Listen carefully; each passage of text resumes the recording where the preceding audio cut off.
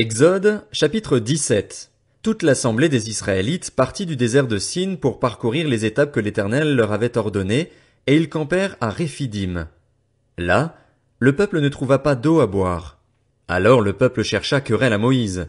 Ils dirent, « Donnez-nous de l'eau à boire. » Moïse leur répondit, « Pourquoi me cherchez-vous querelle? Pourquoi provoquez-vous l'Éternel? » Le peuple était là, pressé par la soif, et murmurait contre Moïse. Il disait, « Pourquoi nous as-tu fait quitter l'Égypte? Si c'est pour nous faire mourir de soif, moi, mes enfants et mes troupeaux? » Moïse cria à l'Éternel en disant, « Que puis-je faire pour ce peuple? Encore un peu, et ils vont me lancer des pierres. » L'Éternel dit à Moïse, « Passe devant le peuple et prends avec toi des anciens d'Israël. Prends aussi dans ta main ton bâton, celui avec lequel tu as frappé le fleuve, et marche. Je me tiendrai devant toi sur le rocher d'Horeb. Tu frapperas le rocher, il en sortira de l'eau et le peuple boira. » Moïse agit ainsi sous les yeux des anciens d'Israël. Il appela cet endroit Massa et Mériba, parce que les Israélites lui avaient cherché querelle et avaient provoqué l'Éternel en disant, « L'Éternel est-il au milieu de nous? Oui ou non? » Les Amalécites vinrent combattre Israël à Réphidim. Alors Moïse dit à Josué, « Choisis-nous des hommes, sors et combats les Amalécites. Demain je me tiendrai au sommet de la colline, le bâton de Dieu dans la main. » Josué se conforma à ce que lui avait dit Moïse pour combattre les Amalécites. Quant à Moïse, Aaron et Hur, ils montèrent au sommet de la colline. Lorsque Moïse levait la main, Israël était le plus fort, et lorsqu'il baissait la main, Amalek était le plus fort. Comme les mains de Moïse devenaient lourdes de fatigue, ils prirent une pierre qu'ils placèrent sous lui et il s'assit dessus. Aaron et Hur soutenaient ses mains, l'un d'un côté, l'autre de l'autre. Ainsi, elles restèrent fermes jusqu'au coucher du soleil, et Josué fut victorieux d'Amalek et de son peuple au tranchant de l'épée. L'Éternel dit à Moïse, « Écris cela dans le livre pour qu'on s'en souvienne, et déclare à Josué que j'effacerai le souvenir d'Amalek de dessous le ciel. » Moïse construisit un autel et l'appela « L'Éternel mon étendard ». Il dit, « Parce que les Amalécites se sont attaqués au trône de l'Éternel, il y aura guerre de l'Éternel contre eux de génération en génération. » Exode, chapitre 18. Jéthro, prêtre de Madian et beau-père de Moïse, apprit tout ce que Dieu avait fait en faveur de Moïse et d'Israël, son peuple. Il apprit que l'Éternel avait fait sortir Israël d'Égypte. Jéthro, beau-père de Moïse, prit Séphora, la femme de Moïse. C'était après son renvoi. Il prit aussi les deux fils de Séphora.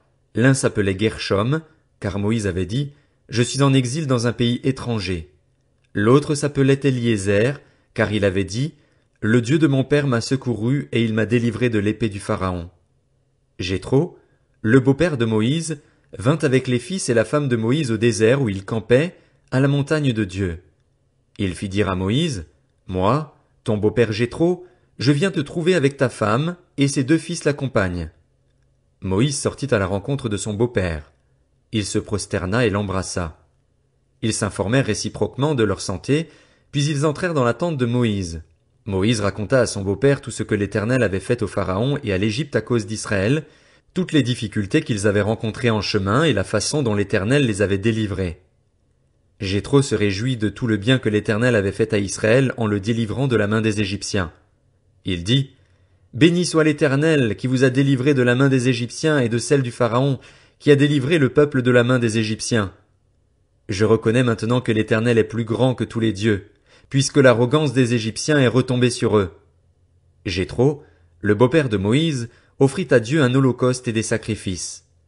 Aaron et tous les anciens d'Israël vinrent participer à ce repas avec le beau-père de Moïse en présence de Dieu. Le lendemain, Moïse siégea pour juger le peuple, et le peuple se présenta devant lui depuis le matin jusqu'au soir. Le beau-père de Moïse vit tout ce qu'il faisait pour le peuple et dit, « Que fais-tu là pour ce peuple? Pourquoi sièges-tu tout seul et pourquoi tout le peuple se présente-t-il devant toi depuis le matin jusqu'au soir? » Moïse répondit à son beau-père, « C'est que le peuple vient vers moi pour consulter Dieu. Quand ils ont une affaire, ils viennent vers moi. Je juge entre les parties et je fais connaître les prescriptions de Dieu et ses lois. » Le beau-père de Moïse lui dit, « Ce que tu fais n'est pas bien. Tu vas t'épuiser toi-même et tu vas épuiser ce peuple qui est avec toi. En effet, la tâche est trop lourde pour toi. Tu ne pourras pas la mener à bien tout seul. Maintenant écoute-moi. je vais te donner un conseil et que Dieu soit avec toi. Sois le représentant du peuple auprès de Dieu et porte les affaires devant Dieu. Enseigne-leur les prescriptions et les lois, fais-leur connaître le chemin qu'ils doivent suivre et ce qu'ils doivent faire. Choisis parmi tout le peuple des hommes capables, qui craignent Dieu, des hommes intègres, ennemis du gain malhonnête. Établis-les sur eux comme chefs de milliers, de centaines, de cinquantaines et de dizaines. Ce sont eux qui jugeront le peuple de manière permanente. Ils porteront devant toi toutes les affaires importantes et jugeront eux-mêmes les petites causes. Allège ta charge et qu'ils la portent avec toi. Si tu fais cela et que Dieu te l'ordonne, tu pourras tenir bon et tout ce peuple parviendra en paix à sa destination. Moïse écouta son beau-père et fit tout ce qu'il avait dit.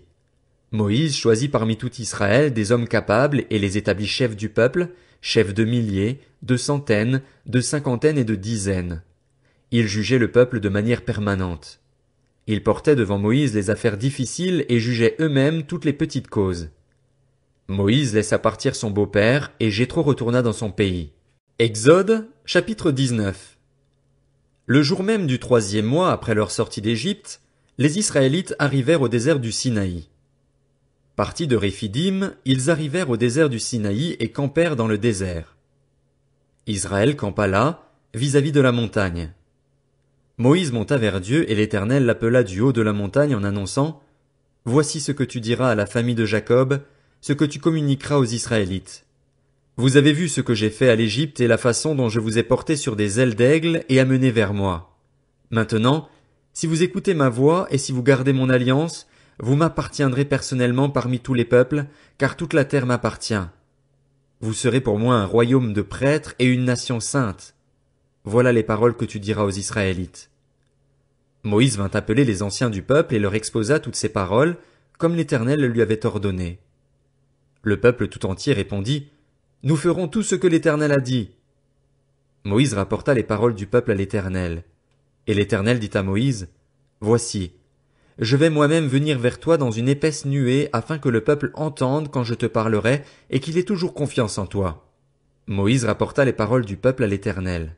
L'Éternel dit à Moïse « Va vers le peuple, consacre-les aujourd'hui et demain, et qu'ils lavent leurs vêtements. Qu'ils soient prêts pour le 3e jour, car le 3e jour, sous les yeux de tout le peuple, l'Éternel descendra sur le mont Sinaï. Tu fixeras au peuple des limites tout autour de la montagne et tu diras « Gardez-vous bien de monter sur la montagne ou d'en toucher le bord. Tout homme qui touchera la montagne sera puni de mort. On ne mettra pas la main sur lui, mais on le lapidera ou on le transpercera de flèches. Qu'il s'agisse d'un animal ou d'un homme, il ne vivra pas. Quand la trompette sonnera, ils s'avanceront vers la montagne. » Moïse descendit de la montagne vers le peuple, il consacra le peuple et ils lavèrent leurs vêtements. Et il dit au peuple, « Soyez prêts dans 3 jours, ne vous approchez d'aucune femme. » Le matin du 3e jour, il y eut des coups de tonnerre, des éclairs et une épaisse nuée sur la montagne. Le son de la trompette retentit fortement et tout le peuple qui était dans le camp fut épouvanté. Moïse fit sortir le peuple du camp pour aller à la rencontre de Dieu, et ils se placèrent au bas de la montagne. Le mont Sinaï était tout enfumé parce que l'Éternel y était descendu au milieu du feu. Cette fumée s'élevait comme la fumée d'une fournaise et toute la montagne tremblait avec violence. Le son de la trompette retentissait de plus en plus fortement. Moïse parlait, et Dieu lui répondait à haute voix. Ainsi l'Éternel descendit sur le mont Sinaï, au sommet de la montagne. L'Éternel appela Moïse à y venir, et Moïse monta. L'Éternel dit à Moïse, « Descends avertir le peuple de ne pas se précipiter vers l'Éternel pour regarder, car un grand nombre parmi eux mourrait.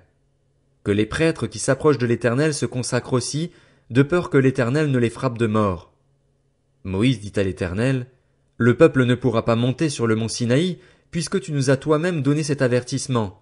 Fixe des limites autour de la montagne et déclare-la sacrée. » L'Éternel lui dit, « Vas-y, descends, tu monteras ensuite en compagnie d'Aaron.